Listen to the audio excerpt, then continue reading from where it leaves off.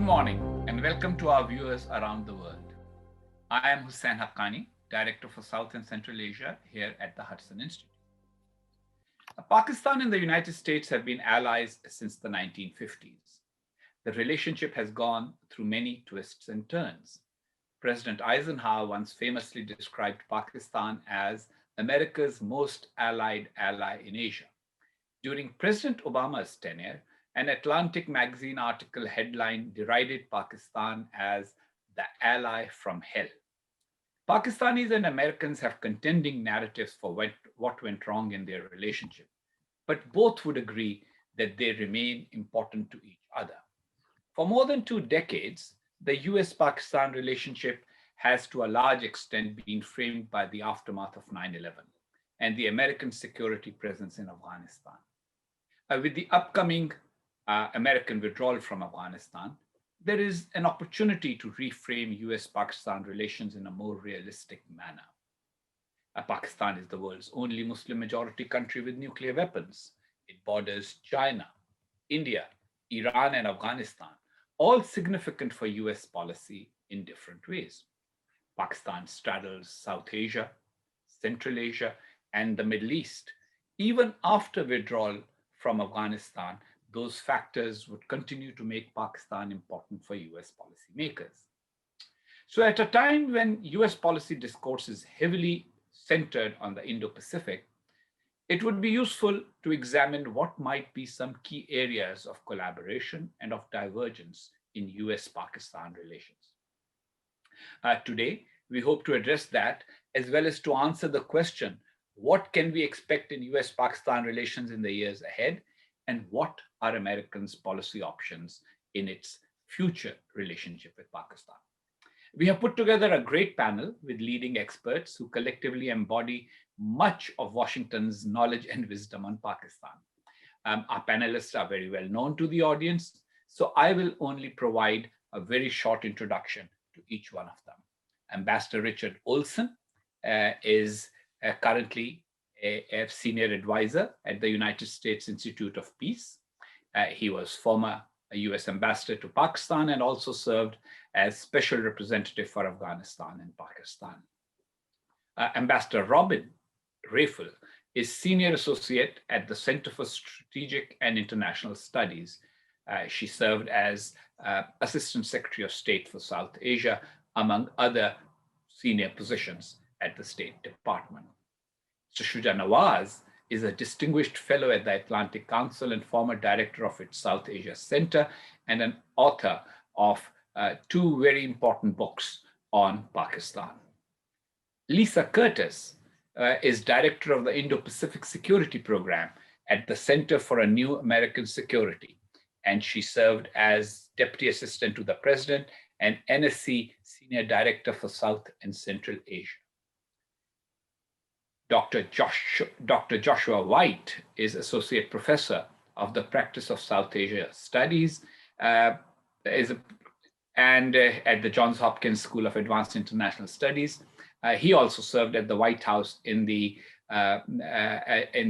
Obama administration. So a warm welcome to all my panelists. Let us get the discussion going.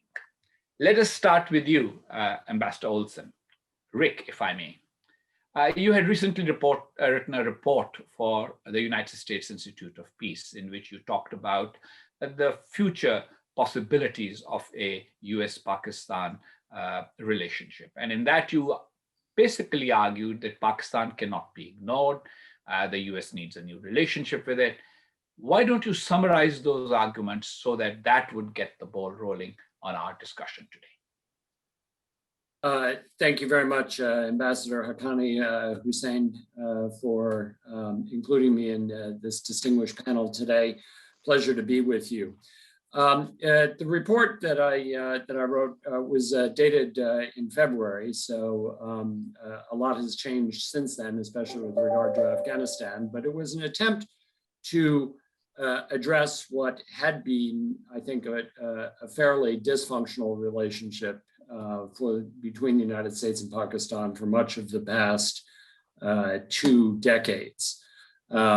and the core dysfunctionality is I think, has been a strategic misalignment with regard to Afghanistan.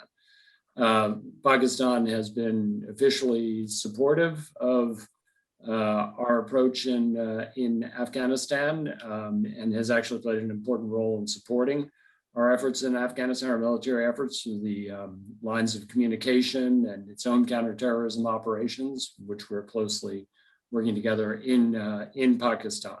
At the same time, it has unfortunately pursued a hedging strategy and maintained its longstanding relationship with the Taliban, which extended to including safe haven, at least for the leaders and often for the fighters of the Taliban.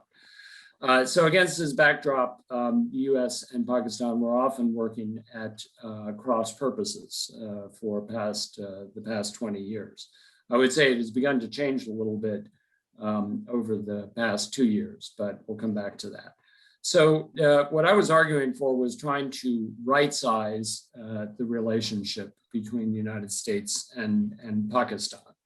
And essentially, I think we have to recognize that Pakistan will be important to the United States in terms of security interests, as even as we wind down the military aspects of our relationship in Afghanistan. I mean, first of all, Pakistan remains important until the last troops are withdrawn because of the air lines of communication through Pakistani territory through which the retrograde process is taking place. And to avoid, frankly, the Taliban taking advantage of our withdrawal to attack us. A withdrawal under fire is one of the worst things you can ask your military to do, and Pakistan has an important role in preventing that from happening. I think, and obviously we will continue to the extent that the U.S. continues to support the peace process, and I certainly hope it does. There will be an important role for Pakistan, both in the intra-Afghan peace process, but more importantly, in what I hope would be a regional dimension to the peace process. I would also, but over the medium term, it seems to me that the relationship between the United States and Pakistan is likely to continue to be framed somewhat by external factors, and especially by Pakistan's growing alignment with China. I don't think that this administration sees that entirely as a zero-sum game, but I think there will be strategic choices that Pakistan will have to make, particularly I think in the digital area in the future, as to whether it goes with the Chinese model for 5G or some kind of Western model. We can talk about that. Nonetheless, I think there will be a need for some residual. I think the United States will need to continue to have relationships, cross-cutting relationships, even as it develops its partnership with India, not least for the sake of strategic stability. The U.S. has played an important role in crisis management between India and Pakistan, and I think we would want to be able to continue to play that role. So in the best case, I think that where the relationship should probably head over time is towards one that doesn't emphasize so much the security and counterterrorism aspects of the relationship, but focuses instead on economic and commercial issues, as well as people-to-people issues. This is an area that hasn't been terribly developed over time. And I think that in some ways, Pakistan has some fundamentals in terms of economics that make it attractive, a large and youth population, growing middle class. This is the kind of country that American companies should want to invest in, but there are substantial impediments to investment, and I think Pakistan would have to undertake some fairly serious economic reform to make itself a genuinely attractive venue. But I think the U.S. could be a useful partner in that regard. And then finally, just to wrap up, I think one thing that would be helpful to getting to the right-sized relationship is if we could drop somewhat tired narratives that have developed on both sides. On the Pakistani side, there's the supposed distinction between the U.S. The perception the U.S. is purely transactional rather than a strategic partner, whereas in fact most relations between countries are some combination of transactional and strategic. I mean, that's true even for our NATO allies. And I think for the U.S., the charge of duplicity, while as I indicated in my opening remarks, it's not without some basis in fact. Part of the problem is that we have relied too much on our respective intelligence services to define the relationship between our countries, and intelligence agencies operate on the principle of plausible deniability. So this is a problem. The bottom line on all of this is that I think that if the U.S.-Pakistan relationship is to continue, and I think it should be more focused on economics and people-to-people ties. U.S. retains considerable soft power attraction, I think, to Pakistan, and we should lessen the emphasis on the security aspects of the relationship and the counterterrorism aspects of the relationship. They'll still be important, but they should not be the framing for the relationship going forward. So why don't I stop there? There are several questions that arise out of your initial comments. I think we will come back to them. As I see it, you are not closing the door on the security and intelligence cooperation and relationship, but saying that other things need to be made more important and salient than they have been.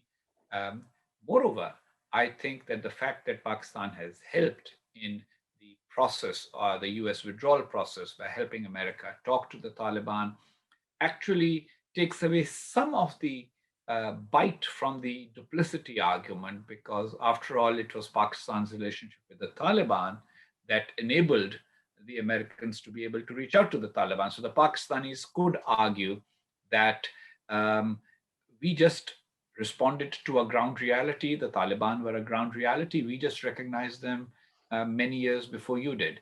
But we'll come back to that, Rick, so bear that in mind. I will move on, I think, to Shuja Nawaz, because some of the things that Ambassador Rick Olson said are relevant to a lot of the work you've been doing. You're a scholar in Pakistan's military. What kind of a relationship do you think the Pakistani military has in mind with the United States moving forward? You've recorded what they wanted from the 50s onwards, what has been the reality of the last several decades.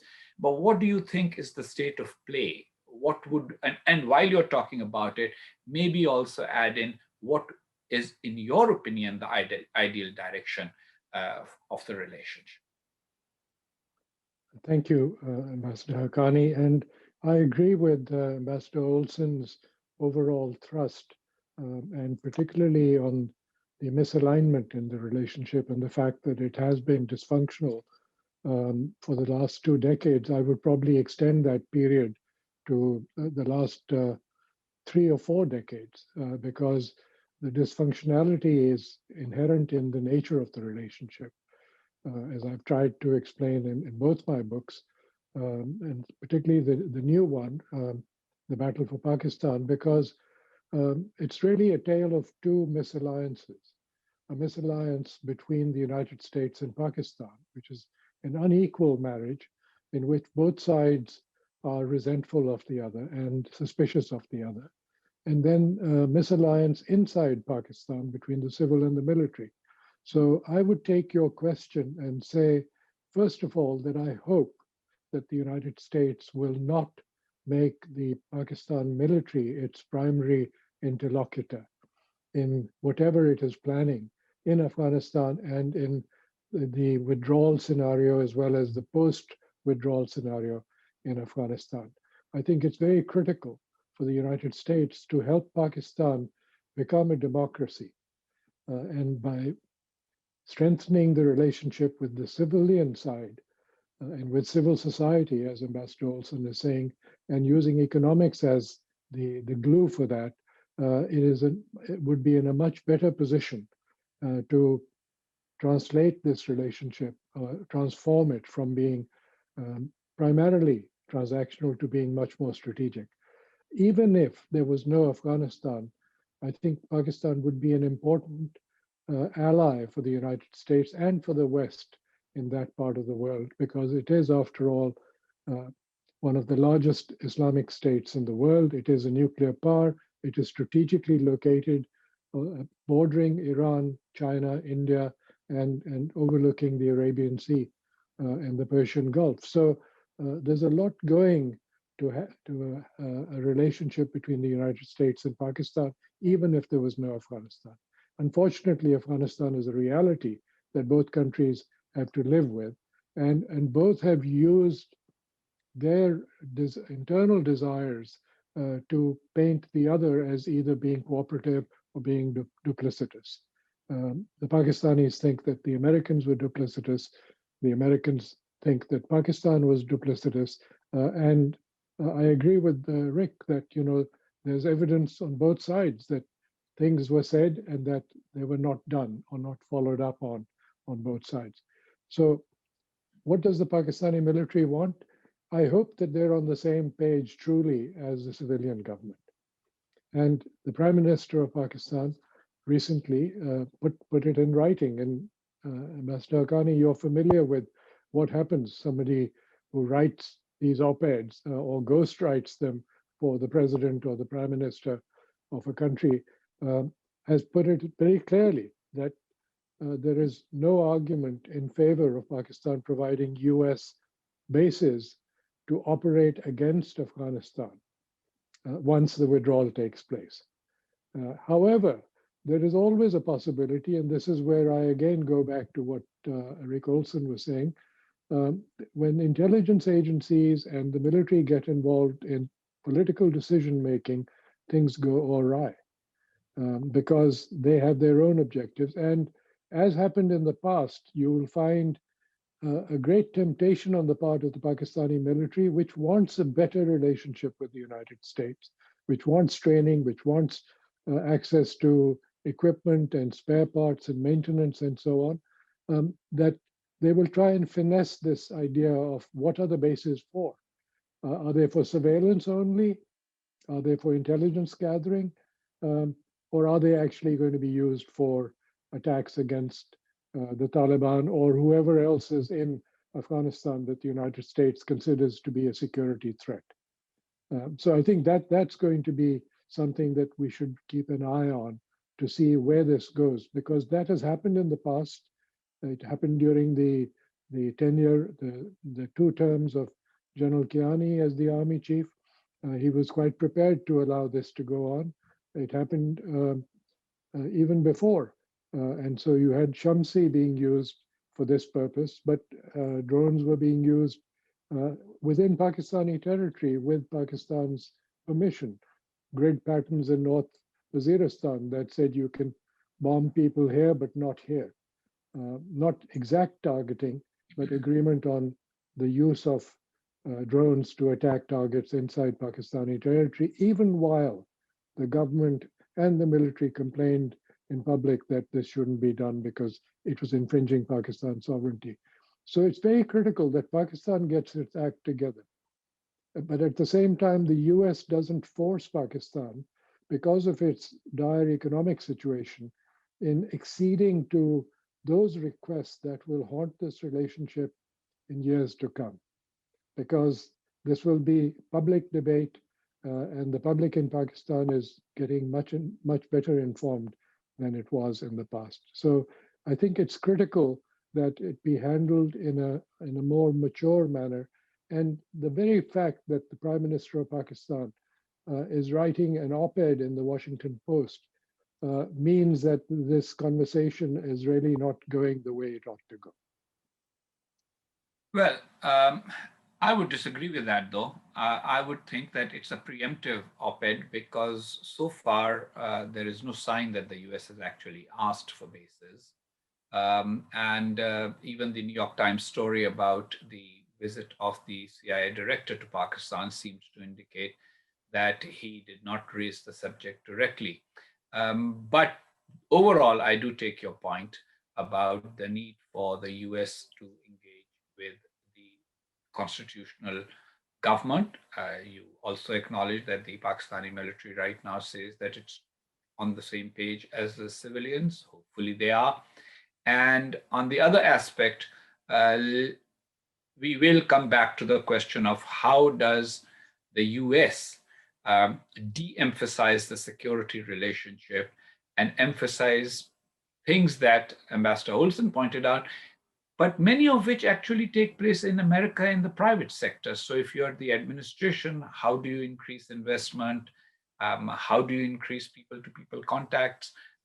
Those are questions that we should get to in the second round of our conversation. I will move on to Ambassador Raphel. Robin, you've dealt with much of many of the issues that Shuja, Nawaz and Rick Olson have both pointed out about the past. There's the baggage of history. Pakistanis have claimed of abandonment in the past. Through most of the 2000s, the US has complained about Pakistan's alleged double game. So how do we go beyond these narratives of abandonment and double game? There seems to be a willingness on the part of both sides right now. Neither the Biden administration nor the Pakistani government are talking about the past right now. So how do American diplomats go about the business of discovering the convergent and divergent interests, focus on the convergent, set aside that divergent, and move the relationship forward? Thank you very much, Husain.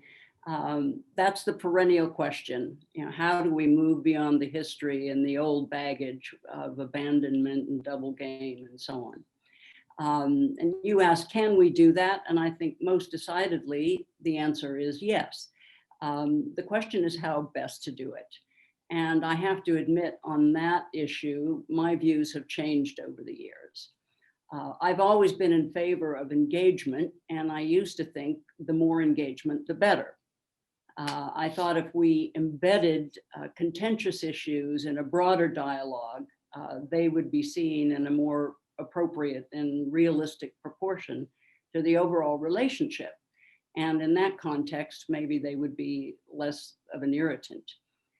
So I bought into the whole idea of Ambassador Holbrooke's strategic dialogue, where we got together and discussed everything from counterterrorism to climate change. But that didn't really work. It felt contrived. You had military and civilians sitting across the table from one another with stone faces. In many cases, they didn't actually know one another. And people were looking uncomfortable and waiting for the next coffee break. And bureaucracies were quickly overwhelmed. They really couldn't sustain the paperwork and logistics required for this. And the contentious issues rose to the surface anyway. So in the end, the game wasn't really worth the candle. I also thought for a time that money would help. I believed that the Kerry Lugar-Berman legislation, which was to provide an equal amount of economic and development assistance to the military assistance, would persuade Pakistanis that we were really serious about an overall relationship. But the Kerry Lugar-Berman project didn't deliver either. Pakistan wanted visible infrastructure like the old days of the Tarbela Dam. The US wanted to focus on education and health and democracy. The US bureaucracy struggled to agree on what kinds of programs were appropriate. There were tensions between the State Department and USAID. I know that because I presided over many of them. There was the tension between humanitarian aid and development aid and so on. And Pakistan's absorptive capacity wasn't really up to these amounts of development assistance. So there were exaggerated expectations and disappointments on all sides. The Pakistanis wanted more, and the US wanted more gratitude. So everybody was disappointed. So I come to the conclusion that less is more. I think we need to put the relationship on a more modest plane, not overload it with every issue under the sun and heavy terms like strategic and so on, and make it more stable, more predictable, and more sustainable. And forgo all the hype of strategic dialogue and the Kerry Lugar-Berman era. And I think this would take the pressure off the parties so they could actually feel ownership and more control over the relationship and avoid the unrealistic expectations that have really plagued the past. Now, the advantage of this approach is that number one, it fits with the current realities. The world has changed, and I'm not talking just about the shifting geopolitical alignments, but rather things like the greater access to information. People are now more aware and they can call out their governments.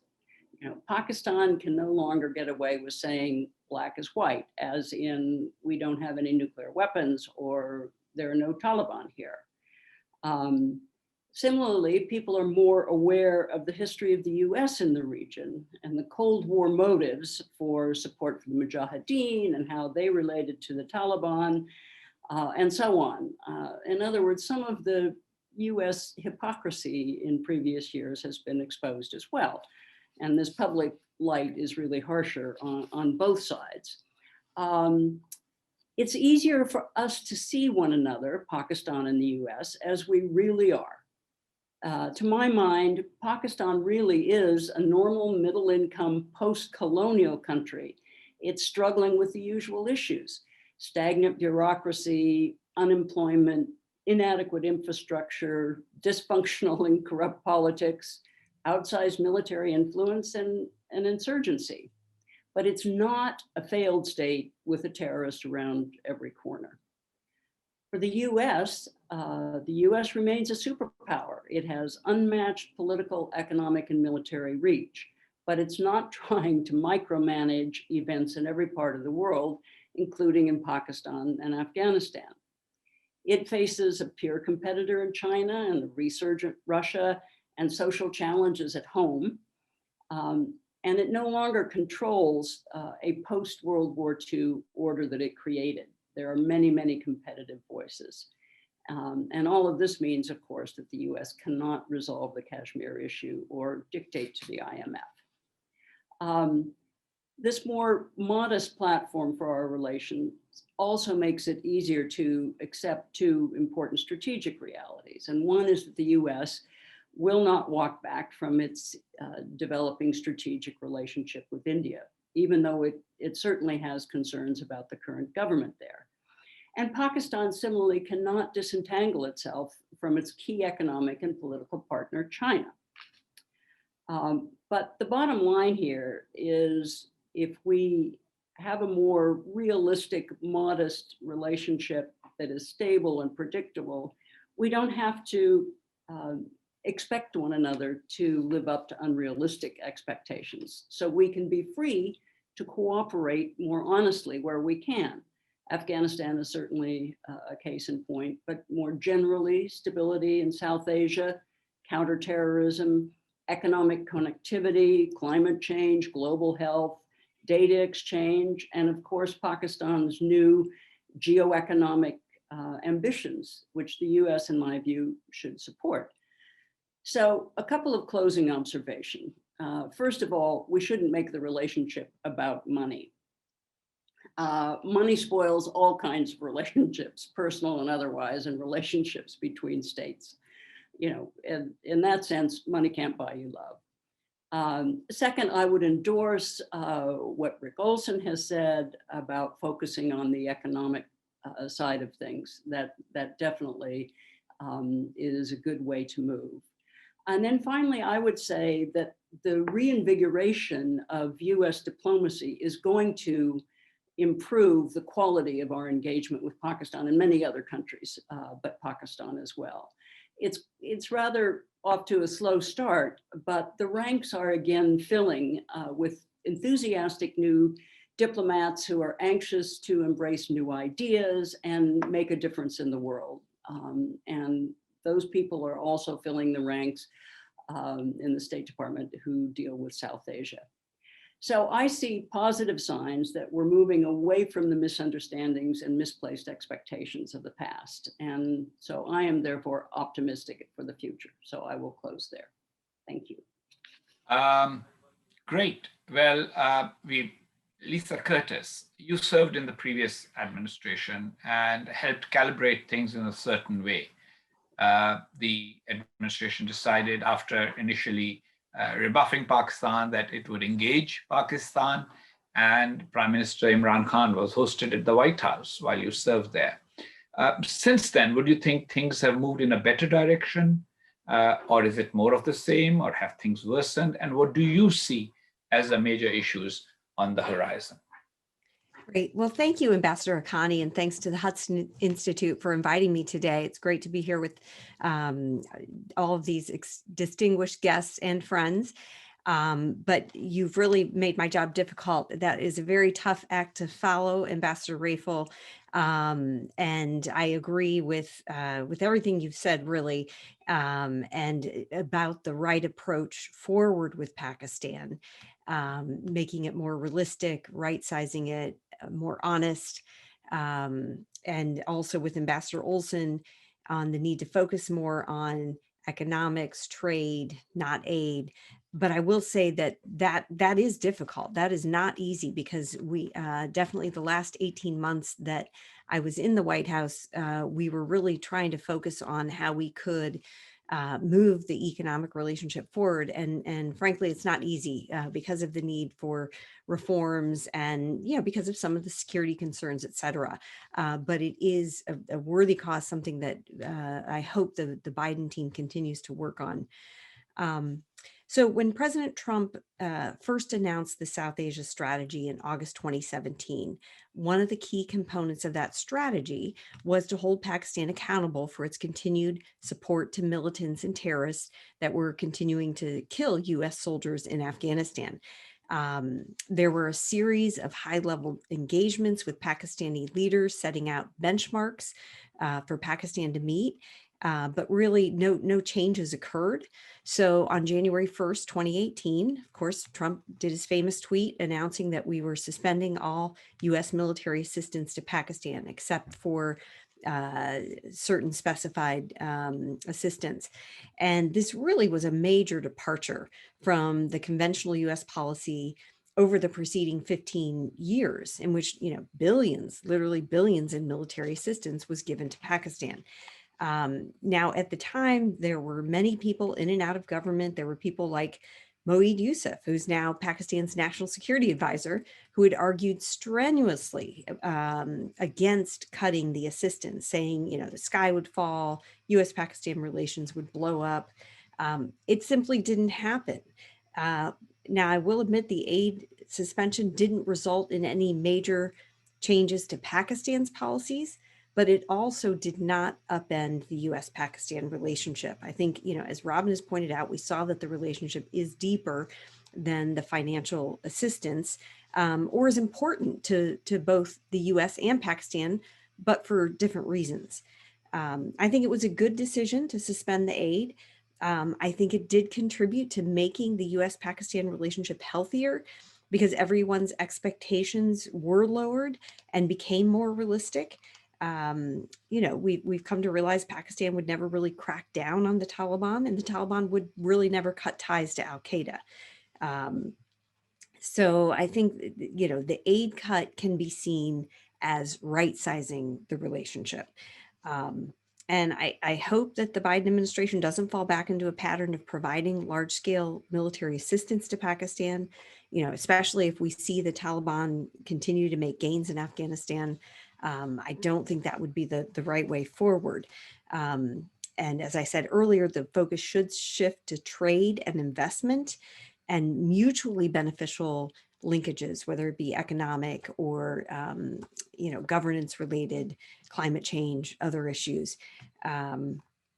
Now, I personally don't think that Pakistan's policy of supporting the Taliban is good for Pakistan. I know many Pakistanis think it's in their interest, but I firmly believe that if the Taliban does become ascendant in Afghanistan, which seems to be the direction we're headed, that there will be blowback in Pakistan from militants that target the Pakistani state.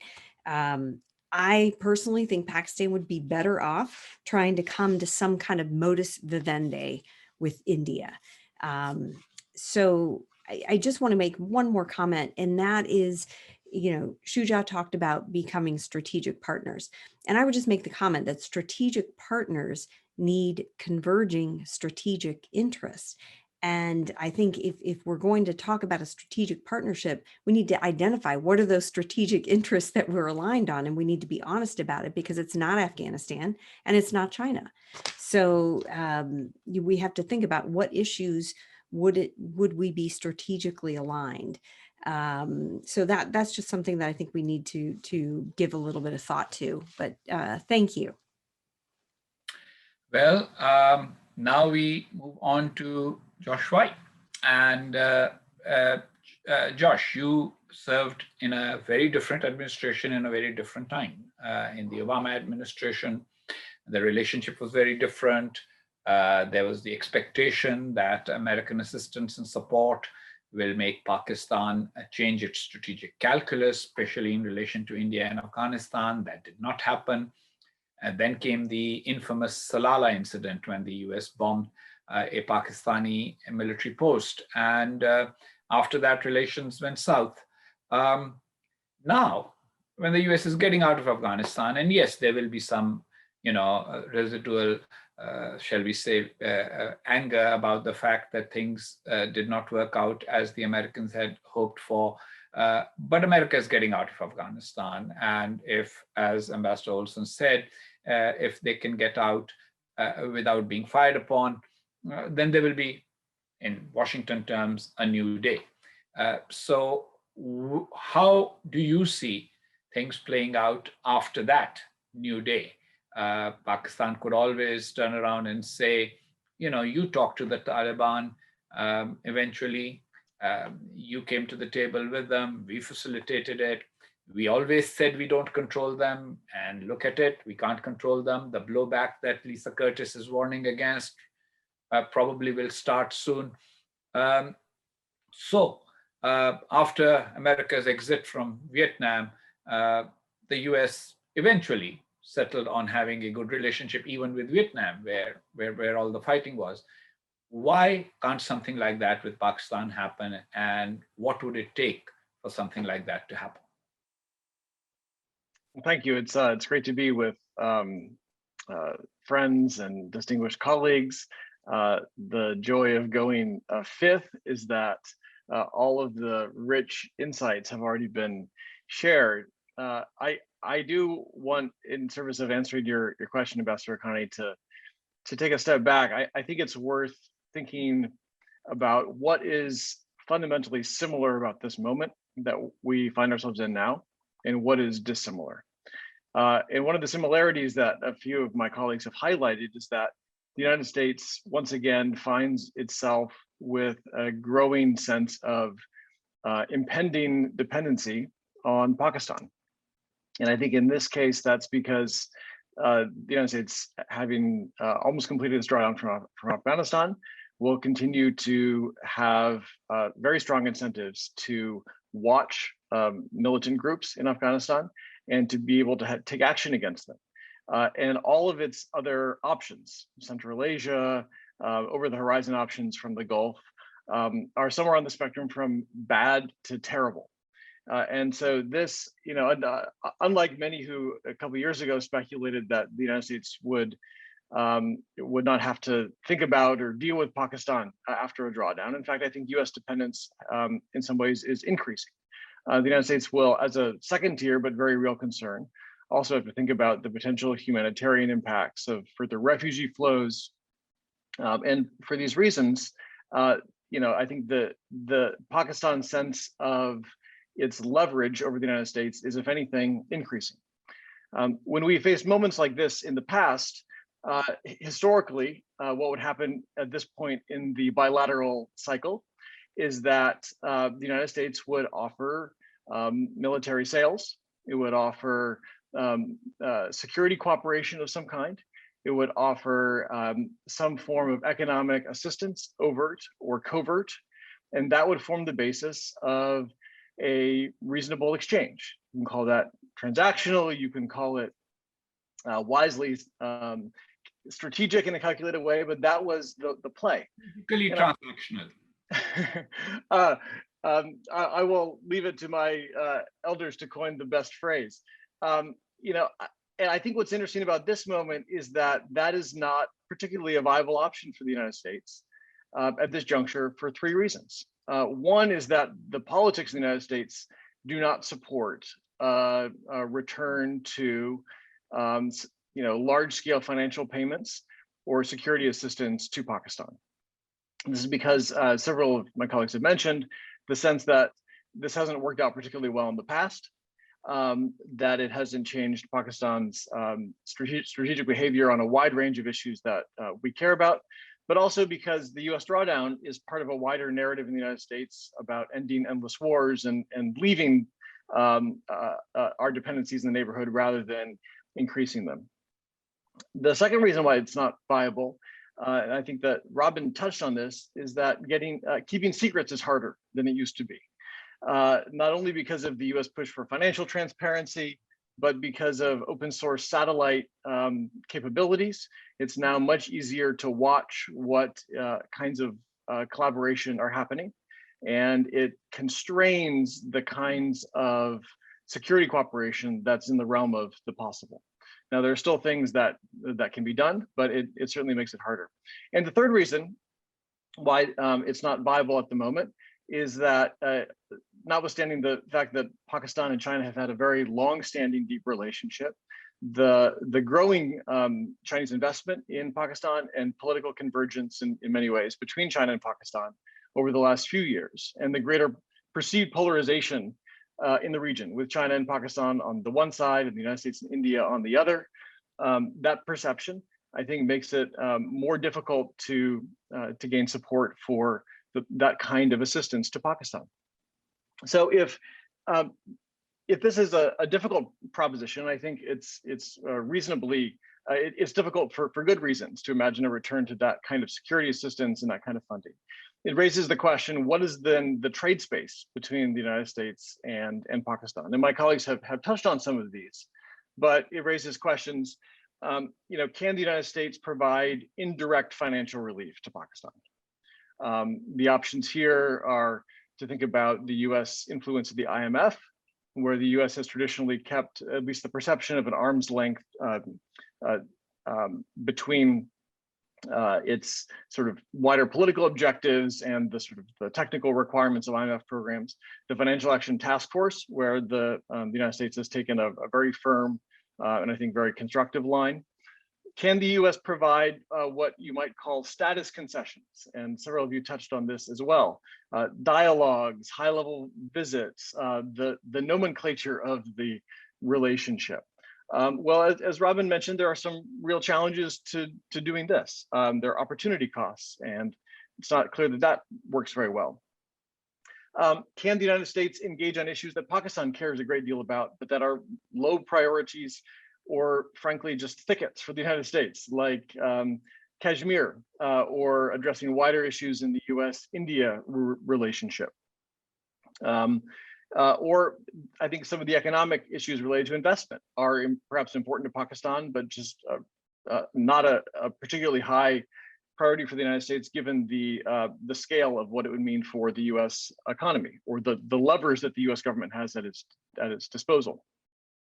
Or fourth, can the US and Pakistan find some mutually helpful, mutually valuable issues that just provide some ballast for the relationship? These are issues like climate and energy and public health. I think these are positive, people-to-people dialogues, but these don't, in my mind, really form the basis for the kind of negotiated exchange that has often been at the heart of the relationship. So this is not to provide answers, but I think that I would agree with Lisa and others that it's good that big money and defense cooperation are probably not on the table. I had a hand in helping to reduce some of that funding in the late Obama period, and was of the view that it was not helpful to the relationship. It became a sort of neuralgic issue in the relationship, and I think we do have more opportunity for a realistic dialogue without those funds. But it raises questions about what the incentive structures are on both sides if there's not a clear sort of basis for negotiation. I'd love to see more engagement on climate issues, on energy, and I've been involved in some of that in my academic work with Pakistani institutions. I think there's a great deal that we could do together.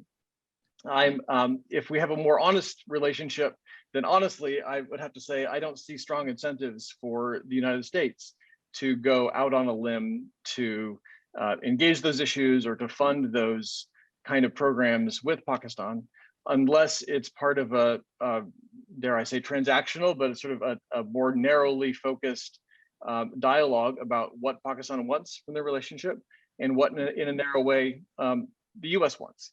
And on the security side, I think, as several of my colleagues have said, there is a much more realistic view than there was even some years ago.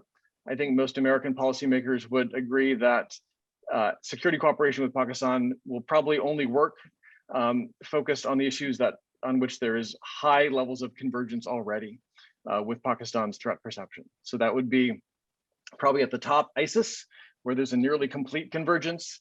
And then on TTP and Al-Qaeda, where there is probably a substantial convergence most of the time. And beyond that, I think skepticism that that we would have a lot to cooperate on it in that transaction. So I will stop there. I don't mean to be pessimistic, because I think there is indeed a lot that we can do on a great number of issues. But I think considered at this moment in which the typical form of our transaction with Pakistan is not politically viable at the moment, I think it raises questions as to what each side will gain from reimagining the relationship at this juncture. Okay, so there are three words that I'll pick up on, and then let everybody say in a freewheeling discussion, because everybody's had their set piece presentation, and now let's go on. One was the term leverage. What leverage does the US have with Pakistan if it does not give, the second word I'm going to use, incentives? What leverage does Pakistan have? And now that the US will have less dependency on Pakistan in terms of needing the ground lines of communications to Afghanistan. Yes, there will be need for intelligence cooperation. But then that could be shaped in a way in which it is mutually beneficial. Pakistan would gain from intelligence on ISIS, on TTP, on Al-Qaeda. And if the Afghan Taliban get difficult with Pakistan, then that would also be an area where American technological superiority in intelligence gathering would be useful for Pakistan. So can any of those things be the basis? The reason why I'm saying this is because I heard in almost everybody's presentation a suggestion that the security dimension of the relationship will be scaled down from the past. Now, I've looked at figures. Current US-Pakistan bilateral trade stands at about $6.5 billion a year. That is less than the trade between Morocco and the United States, which is closer to 7 billion. So how does that make Pakistan important and have leverage? And can there be some things that the US government can do to improve the levels of trade? And if the government can't do it, then how does that happen? Because after all, when we talk about bilateral relations, there are three of us here who have, five of us who have served in government, three of us who have served as diplomats. We have limited tools. So how does this move forward? But before any of the rest of you answer any of these sort of questions or half questions, Shuja wants to say something. Mr. Shuja Nawaz. Thank you, Husain. I know that we don't have too much time. I will simply say that there's a bit of wishful thinking that is happening inside Pakistan, and one should warn against that. There is talk of expecting some kind of a big package emerging out of the US withdrawal. And I think the more realistic Pakistan is about those opportunities, the better. You mentioned the IMF, and I think someone else also talked about, I think Josh talked about the arm's length relationship. It is really not an arm's length relationship, Josh. I worked for 30 years at the IMF, and you see the relationship between countries that are politically aligned with the United States and the major powers, and you see the kind of assistance they get. Look at Pakistan, look at Egypt. I mean, there's so many others. Already, the Pakistan IMF review is slowing down. And it is slowing down because there doesn't seem to be any particularly clear action on the part of Pakistan. And this also harkens back to the Prime Minister's op-ed, the preemptive strike, as Ambassador Haqqani deemed it. The United States can and will use all its resources, and it should, because they're available to it. And any other country would use it too, either to stop action against a country or to assist a country. And I think that has been the reality of multilateral financial institutions. And FATF is also a good case in point. My point about looking beyond the current impasse is to open up possibilities of going beyond government to government relationships. And one of the simple, practical ways in which the US can open that up is to allow Pakistani businesses and American businesses to interact. And the simplest way would be to take another look at the travel advisory, which is a big impediment for travel by US investors, because not all of Pakistan is in a security threatened zone.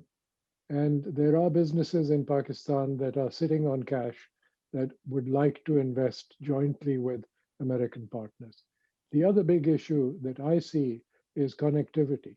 The United States helped a lot in the Afghan transit trade agreement, but it stops at the Indian border. The US can play and should play a huge role in working with Pakistan and India and Afghanistan, and whichever successor government emerges in Afghanistan to make that connection to Central Asia. This will provide energy to everyone. And then the final point, I'd go back to something that Robin mentioned. Yes, the Pakistanis wanted infrastructure, maybe the wrong kind of infrastructure, but the United States could have helped them look for the right kind of infrastructure. And we missed an opportunity in connecting Gwadar with Afghanistan.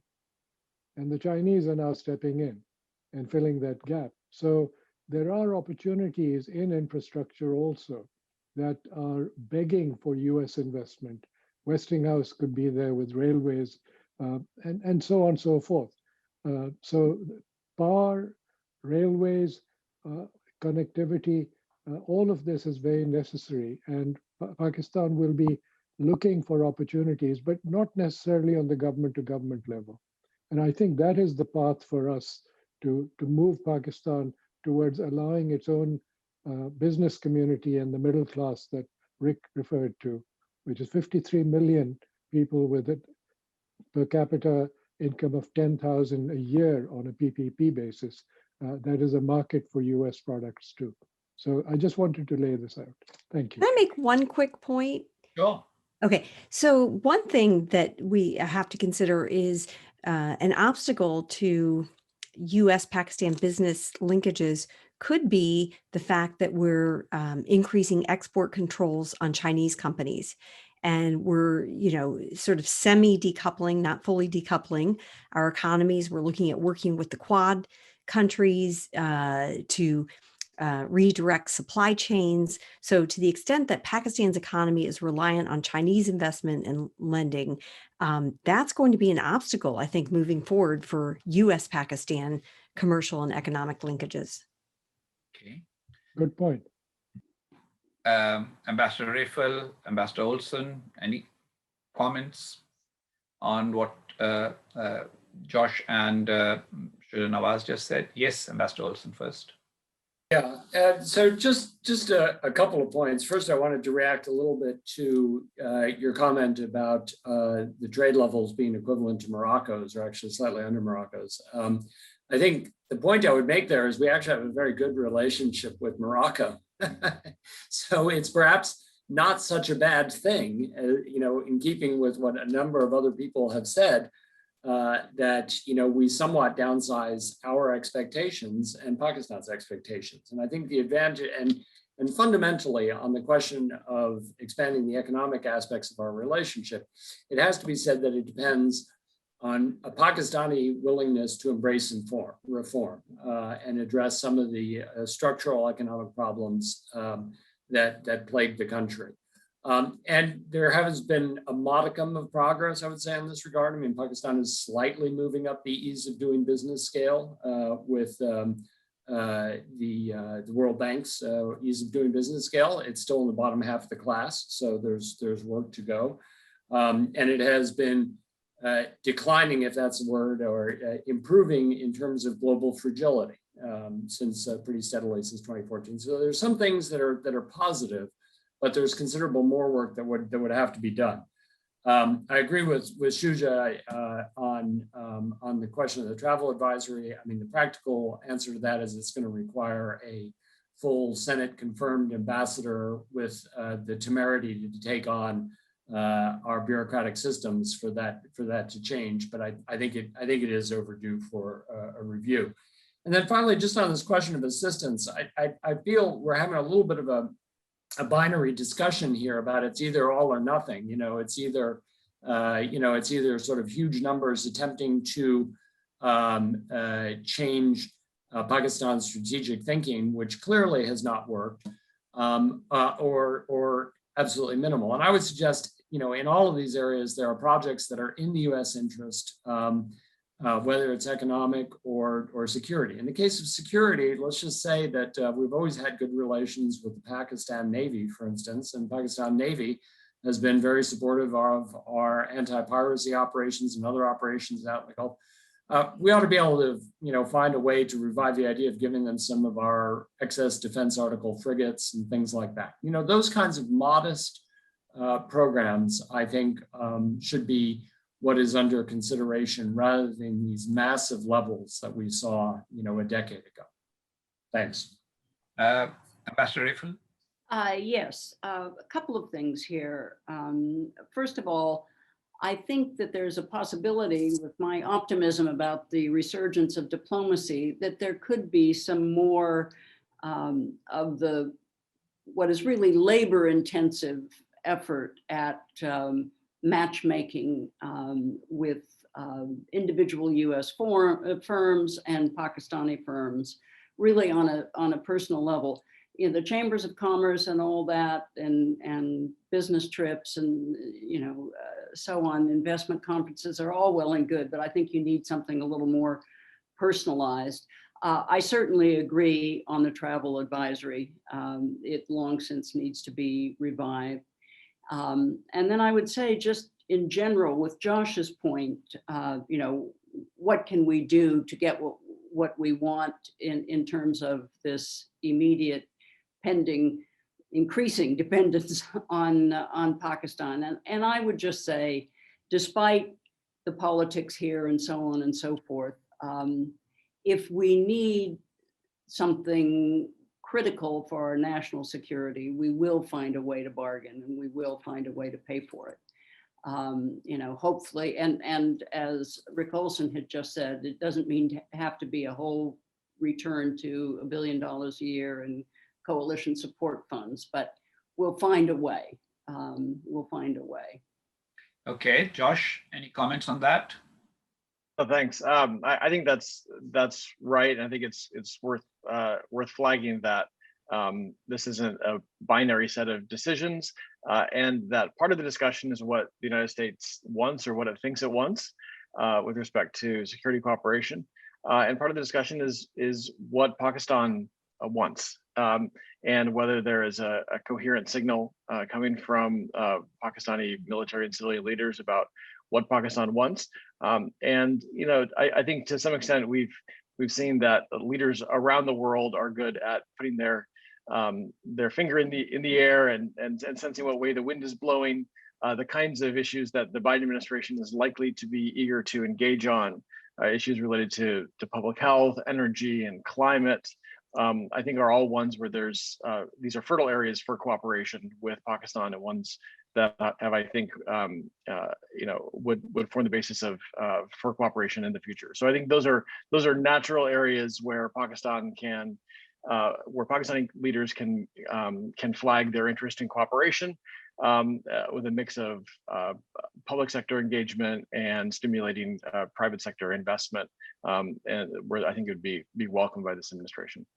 Well, we had 60 minutes and 6 people, so that really kind of gave very little time for us to develop the discussion. But it seems to me that there seems to be consensus on this panel on the fact that there is hope for US-Pakistan relations, that there are issues from the past, some of which are still casting a shadow. Some would argue that Lisa Curtis brought up the subject of support for militants, etc. That will still need some further discussion. There will be room for working together in Afghanistan. And if the Pakistani military leadership's newly articulated vision of trying to reach out to India and at the same time try and create a balance between China and the United States in terms of Pakistan's foreign policy priorities, if that pans out, then there will be room for further development. I think that everybody also agrees on the fact that the non-governmental dimensions of partnership and cooperation needs to be focused upon. How that will be done is a matter for another 1-hour conversation, because I don't think we can do that in the next 2, 3, 4, 5 minutes. For the simple reason that we might actually have many ideas, but we may also have some disagreement. I still think that businesses, when they want to go somewhere, they don't really care that much about travel advisories, but changing the travel advisory might not be a bad idea. There have been bad travel advisories for the UK, for example, but that hasn't diminished UK-US trade. So there's something else at work here that needs to be worked on. Potential for cooperation at a multilateral level, looking at things like IMF and FATF. And above all, if the United States can encourage India and Pakistan to work together and not play a zero-sum game on the subcontinent, that might also increase America's own options, both in its relations with India as well as with Pakistan. Any final comments before I sign off? That somebody feels something that is a must say, go ahead and say it. Gosh, everybody is being circumspect and saying nothing further. I will also say before I leave that when we were talking about non-binaries, it doesn't have to be a binary of security cooperation and non-security relationship. It doesn't have to be a binary also between engagement of the old variety and non-engagement and mutual recrimination or blaming each other rather than finding common ground. So let's see what comes out in the next few months, years, and we will come back, I hope, to discuss this matter. Thank you all for your participation, dear panelists, and thank you for watching us, dear audience. Goodbye.